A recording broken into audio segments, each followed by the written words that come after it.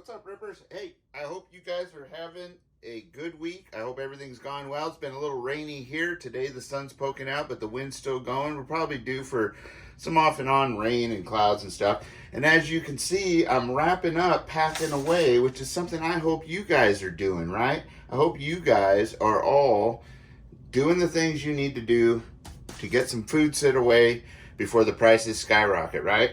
I'm packaging these things in the way that I do, and if you know better ways or you know a way that you like, put it in the comment section because we need to share with each other and help each other out. I'm packing up some hamburger that I got and putting it away for long-term freeze in the deep freezer, right? And this is, you know, I do this every so often. Like if I go out and need to get hamburger for the week, well, I get an extra package to put in the freezer, and that's how I put a little bit extra behind. Now, of course, we're doing other things like dry food storage and that kind of stuff for long term, but this is how I do the deep freeze for long-term deep freeze, because you know you're going to have stuff that you keep fresh like this that you use throughout the week, right, to add to your meals, and then you're going to have the stuff that you put away, right, for when the stores are out a little bit, or you just can't get to the store and you just want to pull one out, right? So how you do that is you buy one and you buy a second to put away.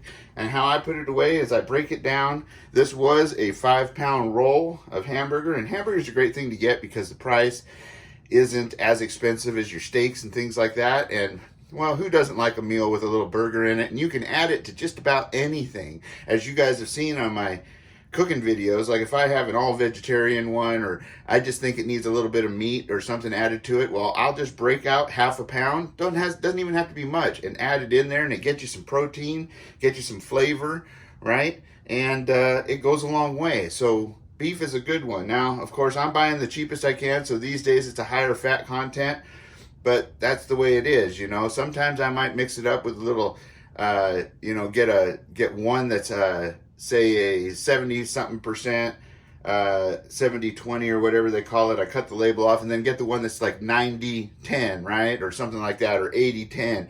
And then you can mix those all up together and make yourself kind of a blend that's even just a little bit better, not quite as fatty, but not quite as lean, and break it down from there. So what I do is I put myself down a roll of saran wrap, and then I just plop it out of its little package like this. We'll set that aside. And then I just kind of squish it down, and you make sure your hands are clean and all, and I make it into kind of like a little brick. And then I just fold her over like this in the saran wrap. And this is to get all the air I can out of it, right?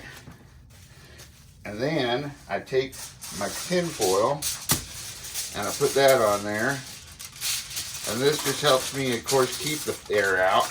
And I kind of tuck it and roll it, tuck it and roll it. And flatten that down. Then I just fold my edges like this into there. Looky there, right? Now I've got myself my form right there. And then I take my paper like this. Now I'll take some tape, and I usually go to my hood right here, and I'll just cut me off some strips. That's why I like shears, right? Shears make things quicker work when they work right. Come on now. There we go. Man.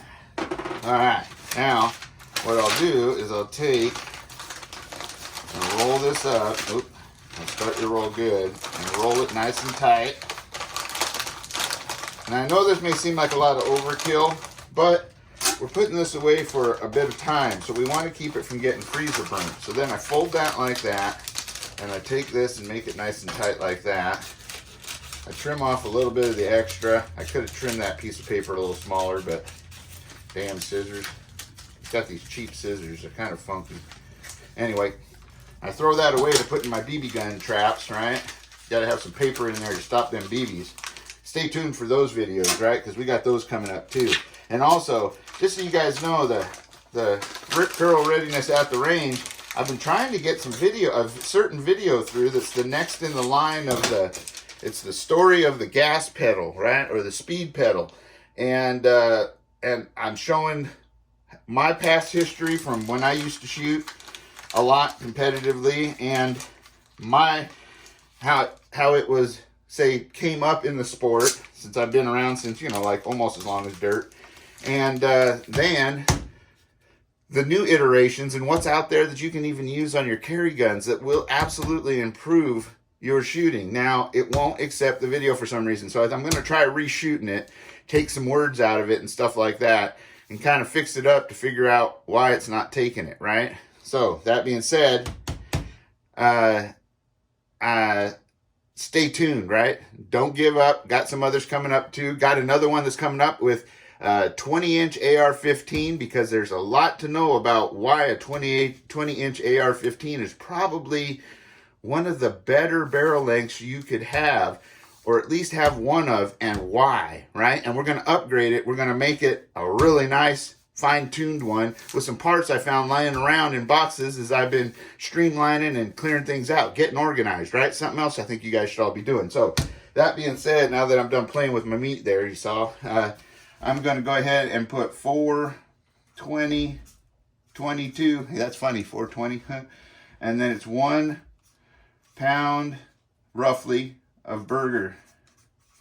Right? You can put whatever you want there, ground, grind, whatever. Now, you'll see here that I took, this one looks round. And what I did is I took one of those little round ones that you get, the little 1-pounders, and there's no reason to really break it down unless I wanted to do it into a half-pound thing. So I just went ahead and rolled it up with the same process just like that. Now, that's the same thing I do for chicken and everything else, to put it away for deep freeze.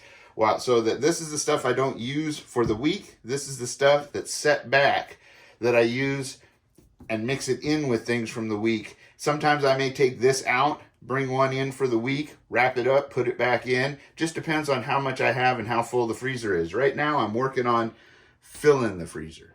It's not quite full, it's got some gaps in it, and I think for the future coming up with the way prices are getting, I need to fill those gaps. So should you. So until next time, stay safe, stay secure, always be aware of your surroundings, and be getting ready for anything that may come your way. And if you've got it, wear it. And if you wear it, be sure to get out there and practice with it for your own safety and others.